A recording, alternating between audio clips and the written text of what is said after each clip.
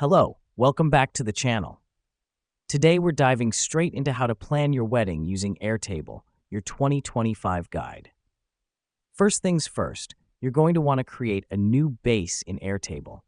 This is like your master control center, where all your wedding planning details will live. It's the starting point of your planning journey, and it's important because it helps you stay organized and on top of everything. Now that we've done that, let's set up some tables.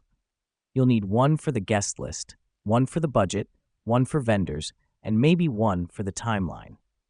The reason we do this is to categorize information for easy access. Each table serves a specific purpose and keeps related data together, which makes it easier to manage and track. Next up, you'll want to customize those fields within each table to suit your needs. This could mean adding columns for addresses in your guest list, item costs in your budget, or deadlines in your timeline. This helps us because being specific with your data not only makes your base more useful, but it also makes your planning process more efficient. Now, here's where the magic happens. Airtable's different views. You can switch between a grid, calendar, or Kanban view depending on your needs.